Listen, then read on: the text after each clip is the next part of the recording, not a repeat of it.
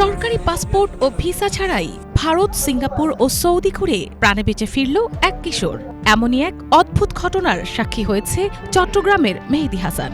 বাবা মায়ের সাথে রাগ করে বাসা থেকে বের হয়ে চট্টগ্রাম সমুদ্র বন্দরের বহিনোঙরে অবস্থানরত শ্রমিকদের সঙ্গে কাজ করতে গিয়েছিল মেহেদী। কাজ করতে করতে ক্লান্ত হয়ে রাতে ওই জাহাজেই ঘুমিয়ে পড়েছিল সে। পরদিন ঘুম ভাঙলে মেহেদী দেখতে পায় জাহাজটি তখন আর সেখানে নেই, চলে গিয়েছে গভীর সমুদ্রে। গত 10 অক্টোবর মা বাবার সঙ্গে অভিমান করে বাড়ি থেকে বের হয়ে যায় মেহেদী হাসান। সেদিন চট্টগ্রাম সমুদ্র বন্দরের বহিনোঙরে অবস্থানরত পানামা পতাকাবাহী বিদেশি বাণিজ্যিক জাহাজ এমভি টাইটনের শ্রমিকদের সঙ্গে কাজে যুক্ত হয় সে। জাহাজটি তখন চিনি বোঝাই করে চট্টগ্রাম বন্দরে অবস্থান করছিল। দিনভর কাজ করে ক্লান্ত হয়ে রাতে জাহাজের লাইফবোটে ঘুমিয়ে পড়ে মেহেদী। পরদিন দুপুরে ঘুম ভেঙে দেখে জাহাজটি গভীর সমুদ্রে অজানা গন্তব্যে ছুটে চলছে। দুদিন এভাবেই কাটে। তৃতীয় দিন ক্ষুধার তাড়নায় খাবার কক্ষে ঢুকতেই নাবিকদের চোখে পড়ে যায় মেহেদী। ততক্ষণে জাহাজটি পৌঁছে গেছে ভারতের বিশাখা বন্দরে। আমার কাজ ডবল করে দেওয়া হয়, যার কারণে আমি কাজ করতে পারি না এবং যার কারণে আমি যার সাথে কাজ করছি তার সাথে রাগারাগি করি। রাগারাগি করার পরে আমি পিছনে লাইফ বোর্ডে যাই ঘুমাই। তো পরবর্তীতে আমি যখন ঘুম থেকে উঠি তারপরের দিন সকালবেলা, তখন দেখি যে শিপ চলতেছে, মানে রানিংয়ে মাঝ সমুদ্রে, এবং আমাদের কোনো লোকও নেই।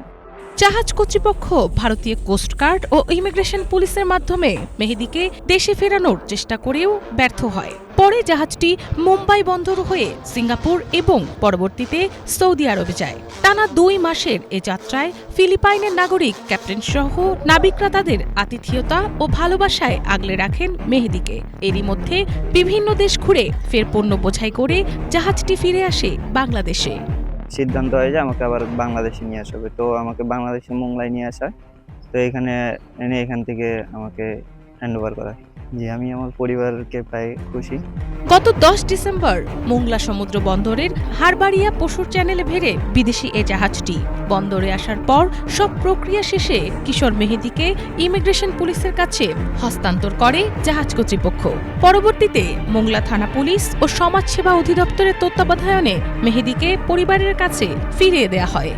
গতকাল 10 তারিখ জাহাজটা আমাদের হারবাড়িয়া নোঙর করে এবং আমাদের ইমিগ্রেশন পুলিশকে খবর দেয়।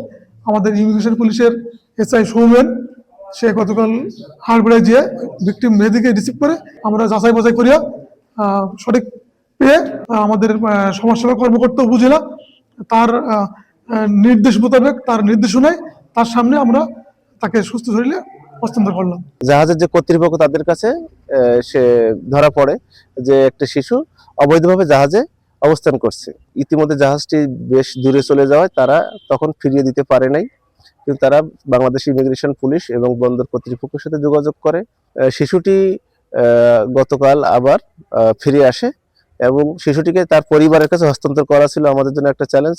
তার বাবা মাকে খুঁজে বৈধ অভিভাবকের কাছে আমরা শিশুটিকে হস্তান্তর করতে পেরেছি। মেহেদী নিখোঁজের ঘটনায় চট্টগ্রামের বন্দর থানায় সাধারণ ডায়েরি করেছিলেন তার পরিবার। টানা 2 মাস পর ছেলেকে কাছে পেয়ে আবেগে আপ্লুত হয়ে পড়েন মেহেদীর বাবা। ইপিজেড থানা আমি একটা জেড এন্ট্রি করি। জেড এন্ট্রি করার পরে আমি কিছুদিন পরে জানতে পারি আমার ছেলে বিদেশি জাহাজে করে বিদেশ চলে গেছে।